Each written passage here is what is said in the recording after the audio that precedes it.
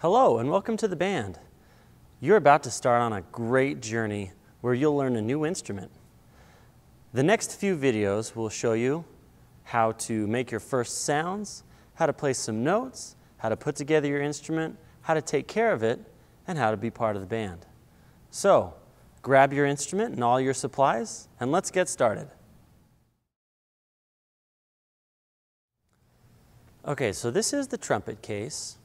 You can see right here on the top that we have this Yamaha logo right here. If we flip it over, we don't see anything on this side, so we can assume that this is the bottom. Yamaha is really good at putting their logo on top, and most brands are really good at doing that. So look for that little logo on top to be sure that you're opening the top part and your instrument doesn't fall out the wrong way. Another way to tell, in case you don't have this, because there's quite a few instruments that don't, you can look at the instrument case itself and you'll notice that this part right here is a little bit shallower than that part. The deep part right here is where the instrument actually sits, and so that is the bottom part of the case. This is simply a covering piece for the instrument, so when you open it up, it just covers it. So if you don't know which way your instrument opens, look for a shallow versus deep and put the deep part on the bottom. Okay?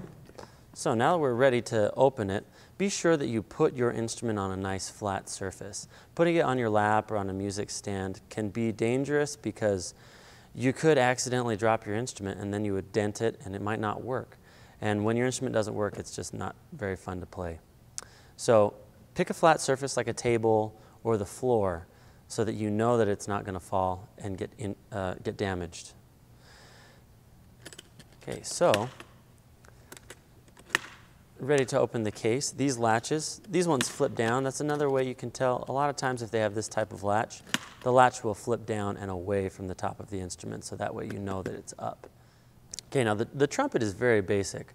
We have right here the trumpet. That's all it is. It's very simple, easy.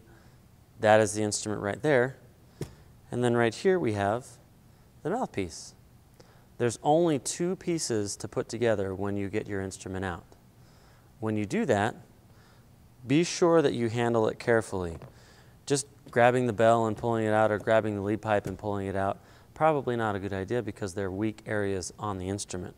So the best place is to grab the instrument on the valves so that when you pull it out, you're holding the main part of the instrument.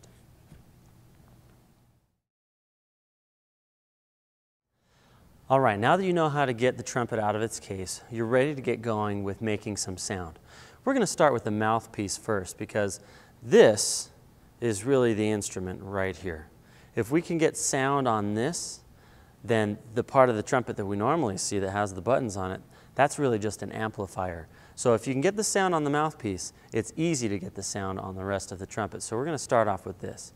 So to create your embouchure, you want to say M. Make kind of a formation with your lips, like you're saying, that's good, And then make it almost like you're kind of mad, So you have a little bit of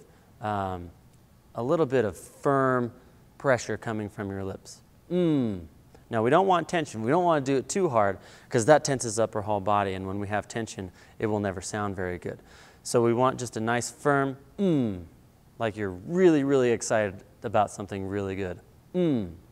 So once you do that, you'll take your mouthpiece and you'll go, and your mouthpiece will go right over your lips here and say, And then once you've said, and you have the lips formed there and the corner's nice and firm, all you have to do is blow some air, and that will create what's called a buzz.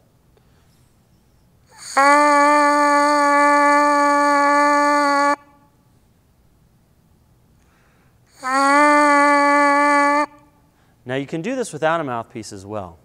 You do the same thing, press your lips together, say it, and then blow air through.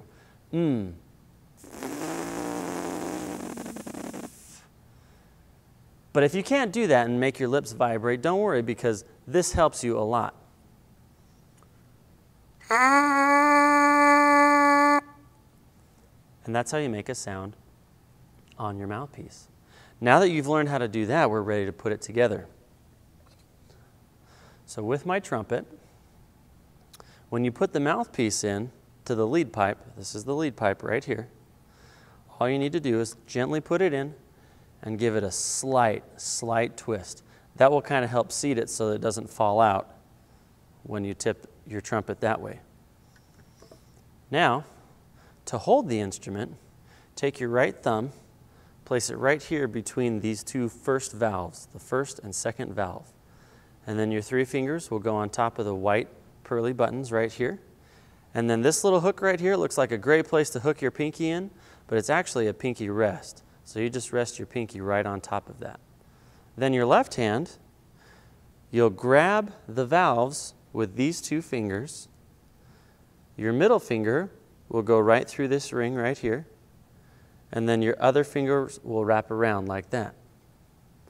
So that's the left hand grip. That's the right hand grip.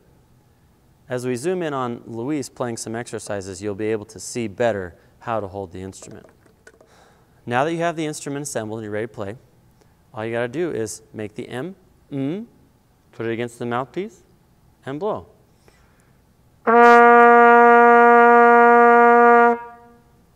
Like that. So let's watch Luis do a couple of exercises to help you be familiar with the notes that you're going to play. The first one that he's going to play is C. C is open. That means you don't push any buttons down.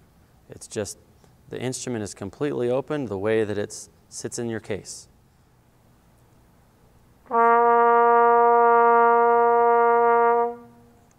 So the next one is D. To finger D, you play first valve and third valve. Now when you play and you push the buttons, make sure that your finger is still hovering over the second valve and it is still close to that pinky rest right there. And when you play D, this little ring right here needs to slide out. So you push that out.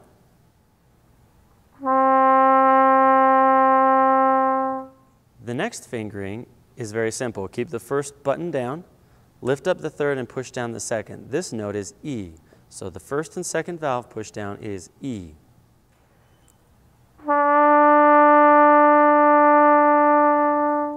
Now Luis is going to show you a couple of exercises to help you start working through those 3 notes. First, you'll want to start off with C, D, and E played very slowly.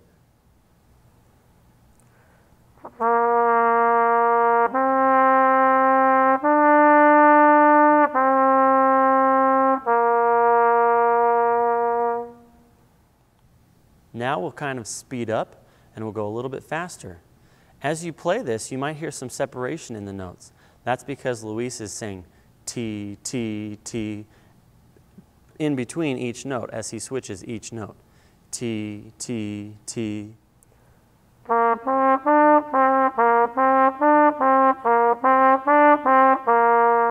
Now Luis is going to play an example of how you can work on tonguing. Start with the first rhythm and then move your way up.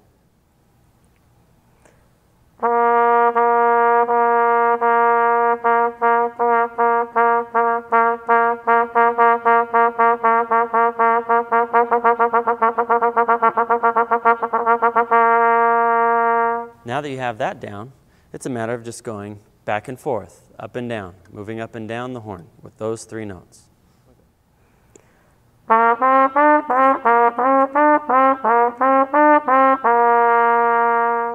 Now that you've got your first 3 notes, and you're kind of tired because you've been playing, and something new tuckers you out really fast, it's time to put the instrument away. So the very first thing that you want to do is simply pull your mouthpiece out. If you put it in right and you just twisted it, it should pull right out. Some kids like to pop their mouthpiece like that, and if they do it too hard, then it's hard to get the mouthpiece out. If that happens, don't go and get your dad's pliers and try and crank it out, because you'll probably end up breaking something, and you will, for sure, leave divots in your mouthpiece. And you don't want to do that. That's pretty bad for the metal in your mouthpiece. If that happens, you can take it to your music store, or you can take it to your local band teacher, and they will have an instrument mouthpiece puller that will pull the mouthpiece out for you in a safe way that's not going to damage the instrument. Oftentimes when you're playing the trumpet, you'll start to get a little bit of a gargly sound. That's because as you blow warm, moist air into the instrument, it develops some condensation. And the condensation eventually will kind of pool up, and so then that creates kind of a gargly sort of sound. At the bottom part of your trumpet, you have what are called water keys. All you got to do is open up that water key and let out the condensation. You'll do that by putting your lips against the mouthpiece, pressing the button, and blowing a little bit of air through. That will release all of the condensation. Be sure you do this while you're playing, or rather when you're resting, when you're not playing, and also when you're done with your playing session, before you put it back in the case, so that gets rid of most of the condensation in the instrument. So you want to be sure that you do that all of the time. Now that you know how to play your instrument, and you know how to take the mouthpiece off and put it away, there's a couple of maintenance things that need to happen with your trumpet all of the time. The trumpet works by using a series of valves, and it lengthens out the tube and things like that. So these valves have to move very easily and fluidly. And the only way to make that happen is to keep the valves clean and to also keep them well lubricated.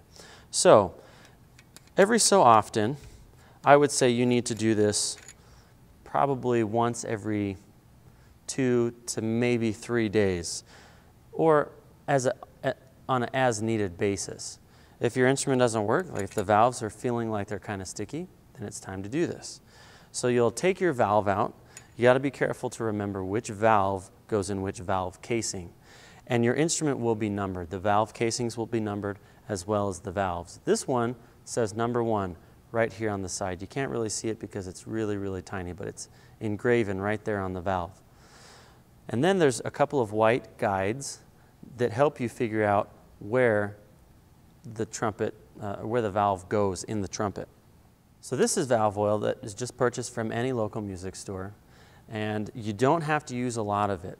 In fact, when you turn it upside down, it'll just kind of drip on its own. You don't need to squeeze the bottle or anything like that.